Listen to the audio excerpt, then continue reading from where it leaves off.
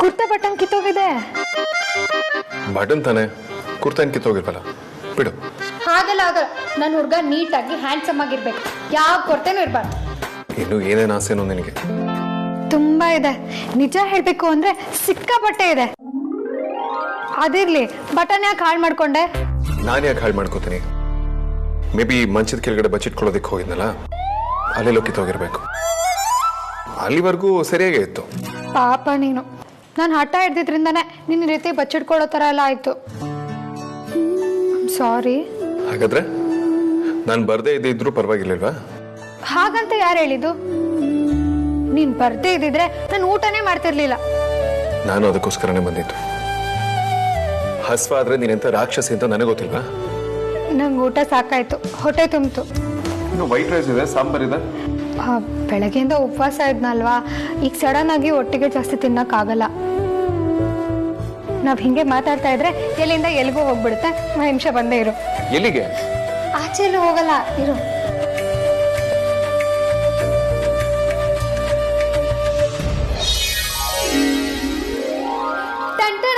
Button. ಹಾ, ನನ್ ಕೈ ತೊಳ್ದಿಲ್ಲ, ಆಚೆ ಬೇರೆ ಹೋಗೋದಿಕ್ಕಾಗಲ್ಲ. ಏನ್ ಮಾಡೋದು ಅಂತನಾ? ಇರೋ ನಿಮಿಷ.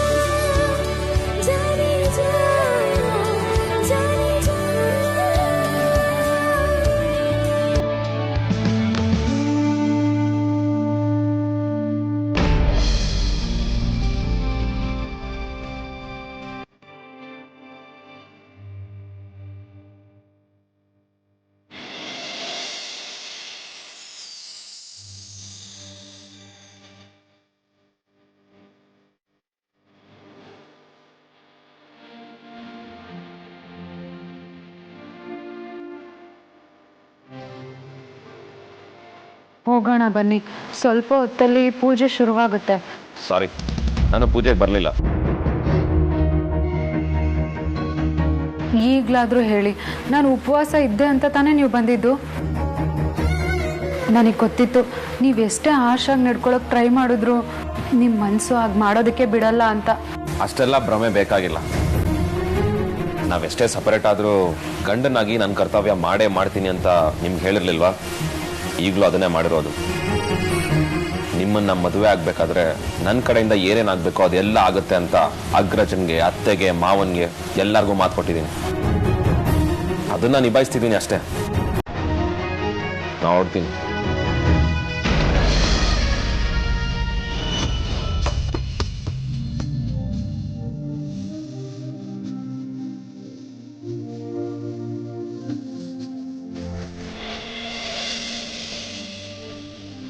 ನಾನು ಮಾಡಿದ್ದೆಲ್ಲ ತಪ್ಪು. ನಾನು ನಿಮ್ಮಿಂದ ವಿಷಯ ಮುಚ್ಚಿಡಬಾರ್ದಿತ್ತು ಅಂತ ನೀವು ಹೇಳ್ತಾ ಇರೋದು ಕೂಡ ಸರಿಯಾಗೇ ಇದೆ. ನಿಮ್ಮನ್ನ ಬಿಟ್ಟು ಈಗ ಸಪ್ರೇಟಾಗಿರೋದಕ್ಕೆ ನಂಗೆ ನಿಜವಾಗ್ಲೂ ಇಷ್ಟ ಇಲ್ಲ. ಇದಕ್ಕಿಂತ ದೊಡ್ಡ ನರಕ ಬೇರೆ ಇಲ್ಲ ವಿಕ್ಕಿ. ಪ್ಲೀಸ್ ನನ್ನನ್ನು ನಿಮ್ಮ ಜೊತೆನೇ ಕರ್ಕೊಂಡೋಗಿ. ಈ ವಿಷಯನ ನನ್ನಿಂದ ಮುಚ್ಚಿಡಬಾರ್ದಾಗಿತ್ತು ಅಂತ ರಿಯಲೈಸ್ ಆಯ್ತಲ್ಲ, ನನಗ ಸಾಕು. ನಾನು ನಿಮ್ಮನ್ನ ಮನೆ ಕರ್ಕೊಂಡು ಹೋಗ್ತೀನಿ. ನಿಜವಾಗ್ಲೂ? ಎಸ್. ಆದ್ರೆ ನೀವು ಆ ಹಣನ ಏನ್ ಮಾಡಿದ್ರಿ ಅಂತ ನನಗೆ ಹೇಳಬೇಕು.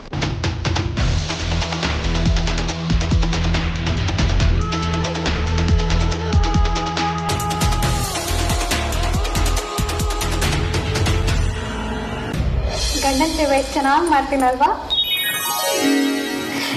ಏನು ಹೇಳ್ಬೇಡ, ನಂಗೆ ತುಂಬಾ ನಾಚಿಕೆ ಆಗುತ್ತೆ. ಈಗ ಎದ್ದಿದ್ ಗೊತ್ತ್ಯಾ? ಬಟನ್ ಹಾಕ್ಬೇಕು. ಒಂದು ನಿಮಿಷ ಸುಜಿ ದಾರ ತಂದ್ಬಿಡ್ತೀನಿ.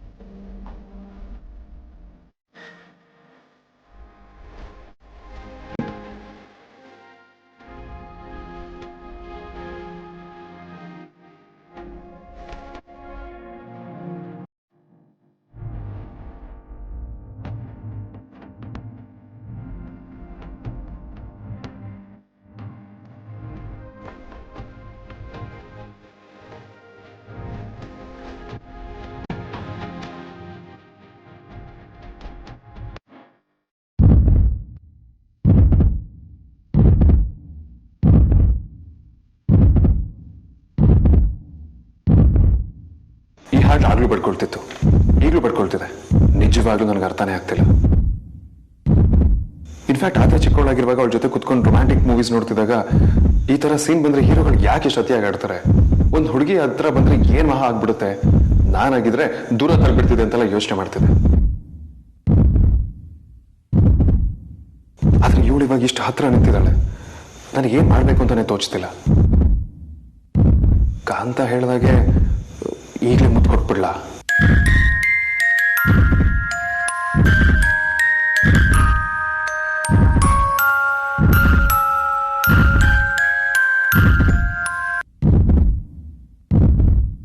ನಿಮಗೆ ನಾನ್ ಬೇಕು, ನಿಮ್ಮನ್ನ ಪ್ರೀತಿಯಿಂದ ಮಾತಾಡ್ಸೋದ್ ಬೇಕು. ನಾನ್ ನಿಮ್ ಸುತ್ತ ನೀವೇ ಗ್ರೇಟ್ ಅಂತ ಸುತ್ತಾಡೋದ್ ಬೇಕು. ಆದ್ರೆ ನನ್ ಖುಷಿ, ನನ್ ಸಮಾಧಾನ ಮಾತ್ರ ಬೇಡ. ನನಗ್ ಗೊತ್ತಿತ್ತು ನೀವು ಹೇಳಲ್ಲ ಅಂತ.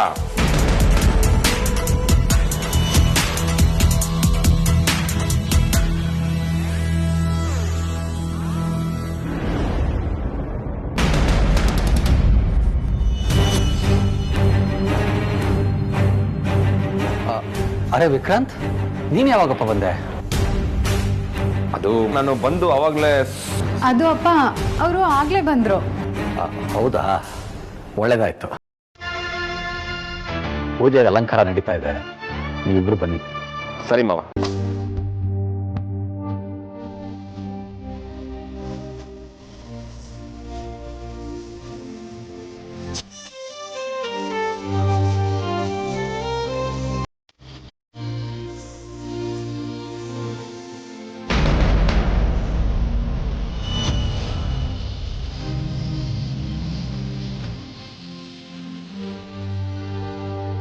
ಇಂಥ ಪ್ರೈವಸಿ ಮತ್ತೆ ಸಿಗೋದಿಲ್ಲ, ಮುತ್ತು ಕೊಟ್ಬಿಡ್ಲಾ?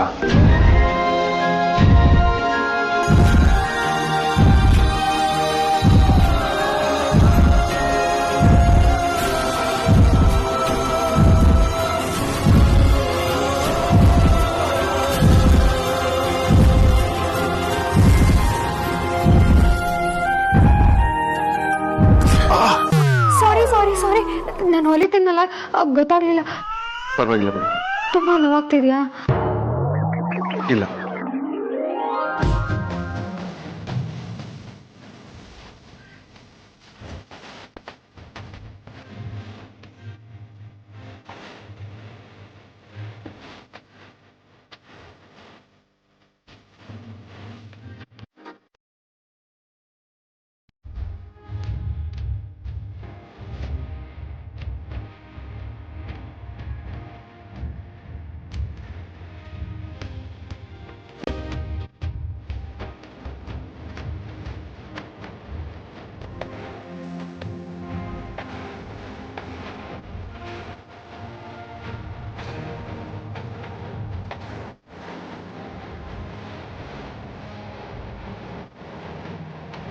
ಅಮ್ಮ, ಊಟಕ್ಕೆ ಬಾರೆ.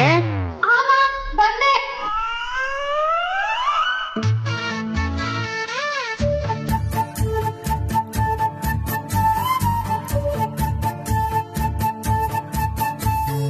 ಅಂತರಂಗದೂರಿಗೆ ಬಂದವಳೇ, ಅಕ್ಕರೆ ಆಸರೆ ತಂದವಳೇ, ನನ್ನವಳೇ ಗೆಳತಿಯಾದೆ ಬಾಳದಾರಿಗೆ, ಪಯಣವು ಸುಲಭ ನನಗೆ ನಾನೇ ಆಗಿ ಹೋದೆನು, ಪ್ರತಿದಿನ ಹೊಸಬ ಪ್ರಣಾಮ ನಿಂಗೆ ಓ ದೇವ. ಹೊರಟೆ ಬಿಟ್ಟಿಯಾ? ಹೆಸರಿರ ಯಾಕೇನಾದ್ರೂ ಹೇಳೋದಿತ್ತಾ? ಬಂಧು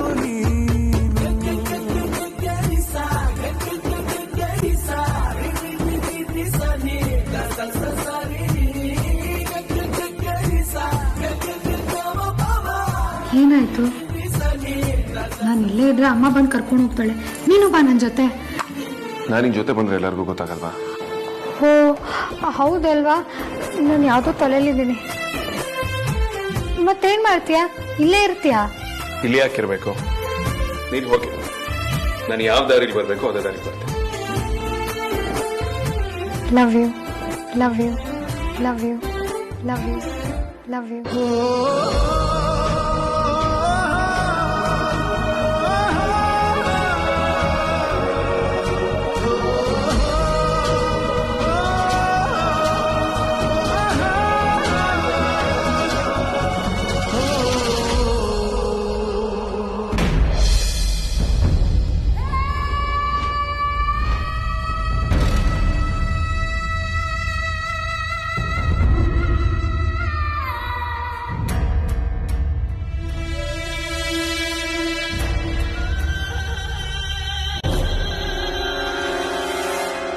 ಮನ್ಸಲ್ಲಿ ಒಂದಿಷ್ಟು ಕೊಂಕು ಕೂಹಕ್ಕ ಇಟ್ಕೊಂಡೇ ಬಂದ್ರಿ ಅಂತ ಅನ್ಸುತ್ತೆ ಅಲ್ವಾ? ನಿಜ ಹೇಳಬೇಕು ಅಂದ್ರೆ ಇಲ್ಲ, ಆದ್ರೆ ಇಲ್ಲಿ ಬಂದು ನಿನ್ ಪರಿಸ್ಥಿತಿ ನೋಡಿದ್ಮೇಲೆ ನಗು ತಾನಾಗೆ ಬಂತು.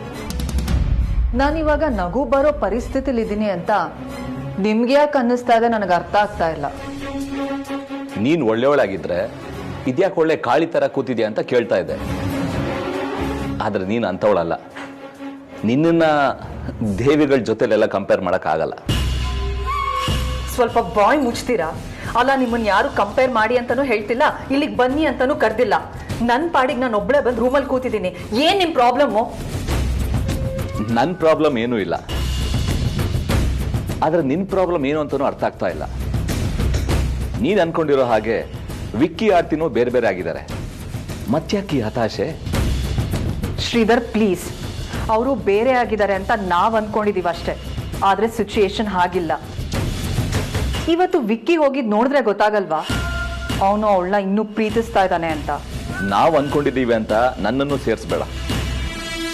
ಅವನು ಅವಳನ್ನ ಪ್ರೀತಿಸ್ತಾ ಇದ್ರೆ ನನ್ನಷ್ಟು ಖುಷಿ ಪಡೋ ವ್ಯಕ್ತಿ ಯಾರೂ ಇಲ್ಲ.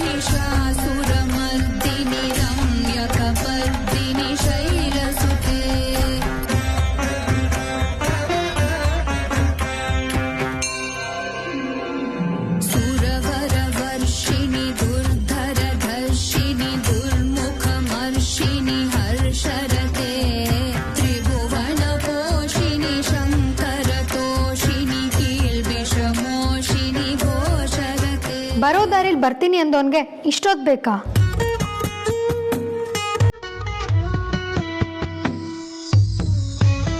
ಸದ್ಯ ಅಂತೂ ನಗ್ತಿದಾರಲ್ಲ.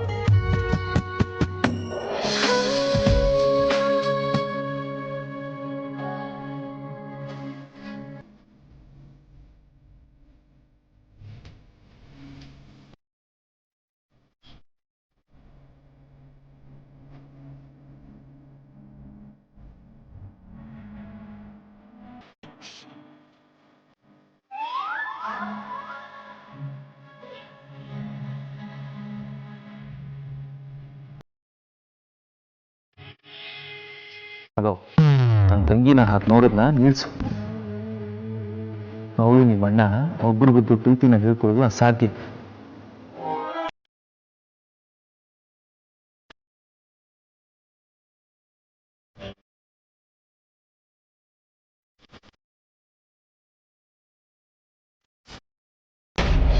ನಿನ್ ಮಕ್ಕಳು ನಿನ್ ಮಾತು ಕೇಳಿಲ್ಲ ಅಂದ ತಕ್ಷಣ ನಿನಗೆ ಉರಿಯುತ್ತಲ್ವಾ?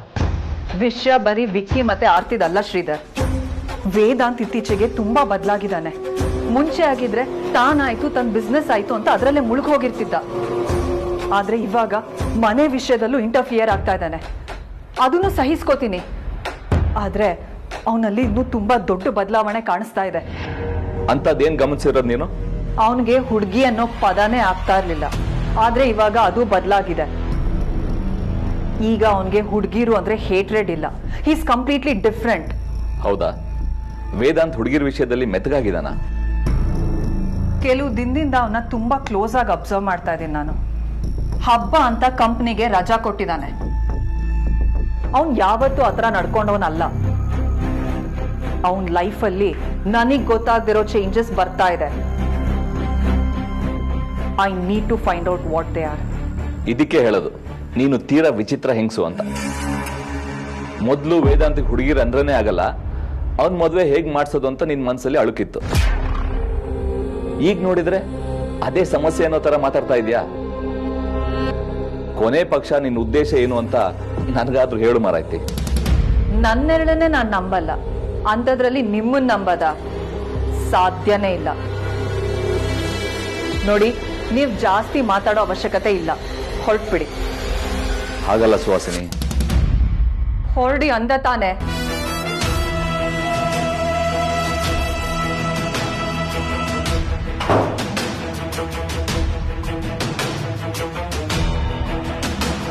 ದೇವ್ರೆ, ಎಂಥ ದೃಷ್ಟಿ ಬಿದ್ರೂ ಅದಕ್ಕೊಂದು ಪರಿಹಾರ ಇರುತ್ತಂತೆ.